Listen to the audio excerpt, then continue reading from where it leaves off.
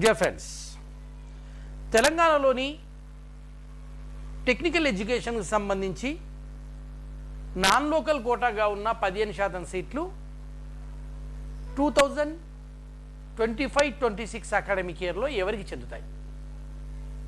ఈ వీడియో కంటే ముందు ఫ్రెండ్స్, నా ఛానల్ను తొలిచారు చూస్తున్న వారు తప్పకుండా సబ్స్క్రైబ్ చేసుకోండి. ఇప్పటివరకు సబ్స్క్రైబ్ చేయని వాళ్ళు కూడా సబ్స్క్రైబ్ చేసుకోండి. అదేవిధంగా బెల్ ఐకాన్ మీద క్లిక్ చేసినట్టయితే నేను చేసే ప్రతి వీడియో మీకు అందుబాటులోకి వస్తుంది. డియర్ ఫ్రెండ్స్, అందుకని తప్పకుండా నా ఛానల్ సబ్స్క్రైబ్ చేసుకోండి, లైక్ చేయండి, షేర్ చేయండి, ఇతరులకు అందుబాటులో ఉండేట్టుగా చూడండి. ఓకే, అసలు విషయంలోకి వచ్చినట్టయితే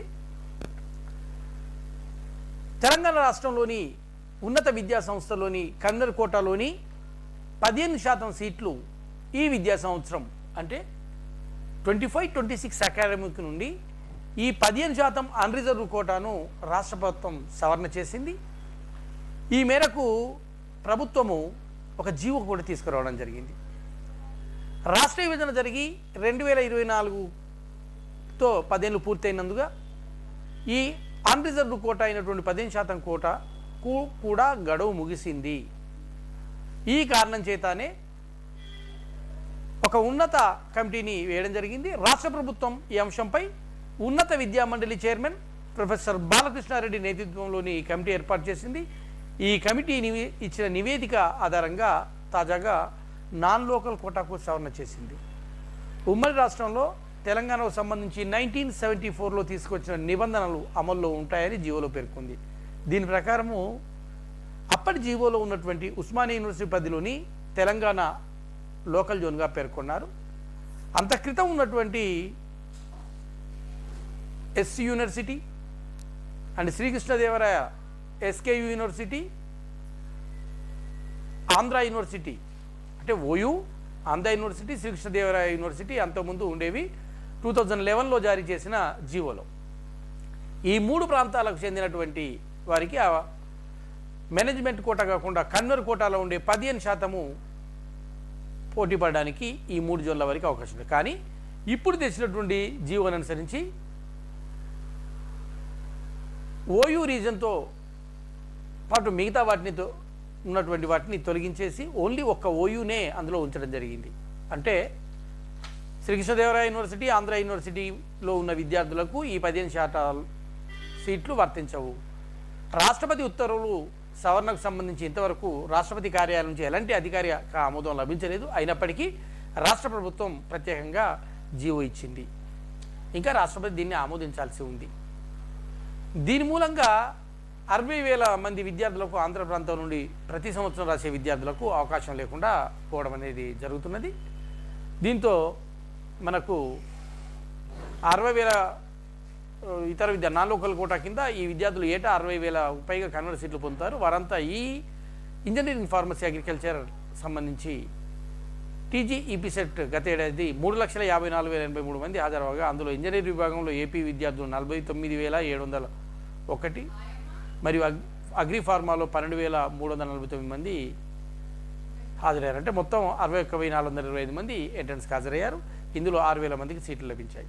అయితే ఈ సవరణ విషయంలో ఏ కోర్సులకు ఈ సవరణ వర్తిస్తుంది అంటే engineering, technology, pharmacy, architecture, PharmD, business administration, computer applications, law, education, physical ఎడ్యుకేషన్కి సంబంధించిన కోర్సుల్లో ఇవి వర్తిస్తాయి. మరి స్థానికులు ఎవరు, స్థానికేతరులు ఎవరు అనేది నిర్ణయించడానికి సంబంధించి అనురుద్ధుడుగా పిలిచే ఈ స్థానికేతర కోట 15% ప్రస్తుతము రాష్ట్రంలో చదివే వారికి మాత్రమే అవకాశం ఇస్తున్నారు.